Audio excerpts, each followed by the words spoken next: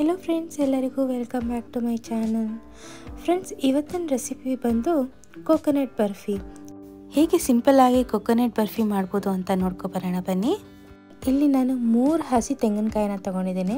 ಅದೆಲ್ಲ ಸಿಪ್ಪೆ ಎಲ್ಲ ತೆಗೆದಾದ್ಮೇಲೆ ನಾನು ಮಿಕ್ಸಿಗೆ ಹಾಕ್ಕೊಂಡು ರುಬ್ಕೊಂಡಿದ್ದೀನಿ. ಸಣ್ಣದು ಹೆಚ್ಕೊಂಡು ಫಸ್ಟು ಸಣ್ಣಗೆ ಹೆಚ್ಕೊಂಡು ಆಮೇಲೆ ರುಬ್ಕೊಂಡಿದ್ದೀನಿ. ಇಲ್ಲ ಅಂತಂದರೂ ನೀವು ಡೈರೆಕ್ಟಾಗಿ ತುರ್ಕೋಬೋದು. ಮತ್ತು ಇಲ್ಲಿ ಹಾಲು ತೊಗೊಂಡಿದ್ದೀನಿ, ಸಕ್ಕರೆ, ಮಿಲ್ಕ್ ಪೌಡರು, ತುಪ್ಪ ಮತ್ತು ಏಲಕ್ಕಿ ಪುಡಿ. ಫ್ರೆಂಡ್ಸ್, ನಾನಿಲ್ಲಿ ಒಂದು ಪ್ಲೇಟಿಗೆ ಸ್ವಲ್ಪ ತುಪ್ಪ ಸೋರ್ಕೋತಾ ಇದ್ದೀನಿ. ಬರ್ಫಿ ಎಲ್ಲ ಆಗಿ ರೆಡಿ ಆದಮೇಲೆ ಅದನ್ನು ಸೆಟ್ ಮಾಡಲಿಕ್ಕೆ ಅಂತ. ಮೊದಲಿಗೆ ನಾನು ತೆಂಗಿನಕಾಯಿ ತುರಿನ ಹಾಕ್ಕೊಳ್ತಾ ಇದ್ದೀನಿ. ಅದಾದಮೇಲೆ ಹಾಲು ಹಾಕ್ಕೊಳ್ತೀನಿ ಮತ್ತು ಸಕ್ಕರೆ. ಈ 3 ಐಟಮ್ಸ್ ಹಾಕ್ಕೊಂಡು ಚೆನ್ನಾಗಿ ನಾನು ಫ್ರೈ ಮಾಡ್ಕೊಳ್ತೀನಿ. ಎಲ್ಲಿವರೆಗೂ ಅಂತಂದರೆ ಅದ್ರ ಮಾಯ್ಸ್ಟ್ ಹೋಗೋವರೆಗೂ ಚೆನ್ನಾಗಿ ಫ್ರೈ ಮಾಡ್ಕೊಳ್ತಾ ಇದ್ದೀನಿ.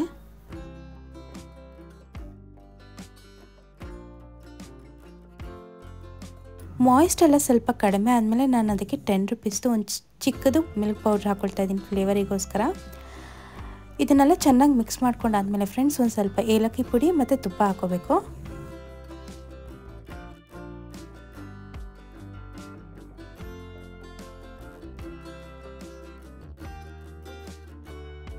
ಇವಾಗ ನೋಡಿ, ಏಲಕ್ಕಿ ಪೌಡ್ರ್ ಹಾಕ್ಕೊಳ್ತಾ ಇದ್ದೀನಿ ಮತ್ತು ಸ್ವಲ್ಪ ತುಪ್ಪ ಹಾಕ್ಕೊಳ್ತಾ ಇದ್ದೀನಿ.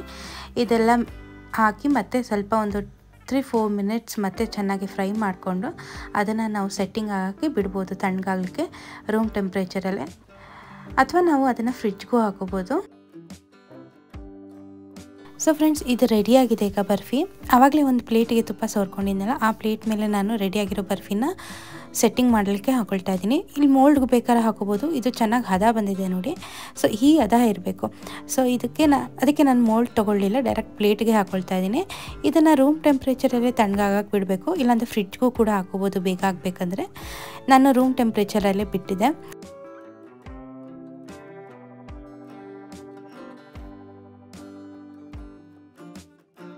ತಣ್ಣಗಾದ್ಮೇಲೆ ನಾನು ಇದನ್ನು ಕಟ್ಟಿಂಗ್ ಅಂತ ತೆಗೆದೆ. ತುಂಬಾ ಚೆನ್ನಾಗಿ ಸೆಟ್ ಆಗಿತ್ತು, ಟೇಸ್ಟು ಕೂಡ ತುಂಬಾ ಚೆನ್ನಾಗಿತ್ತು. ಸೊ ಫ್ರೆಂಡ್ಸ್, ಇದಾಗಿತ್ತು ಇವತ್ತಿನ ರೆಸಿಪಿ. ಈ ರೆಸಿಪಿ ನೀವು ಕೂಡ ಮನೆಯಲ್ಲಿ ಟ್ರೈ ಮಾಡಿ ಹೇಗೆ ಬಂತು ಅಂತ ನನಗೆ ಕಮೆಂಟ್ ಮಾಡಿ ತಿಳಿಸಿ. ಹಾಗೆ ನನ್ನ ಚಾನಲ್ಗೆ ಹೊಸಬ್ರಿದ್ರೆ ಪ್ಲೀಸ್ ಸಬ್ಸ್ಕ್ರೈಬ್ ಮಾಡಿ ಸಪೋರ್ಟ್ ಮಾಡಿ. ಹಾಗೆ ಲೈಕ್ ಮತ್ತು ಶೇರ್ ಕೂಡ ಮಾಡಿ. Thanks for watching.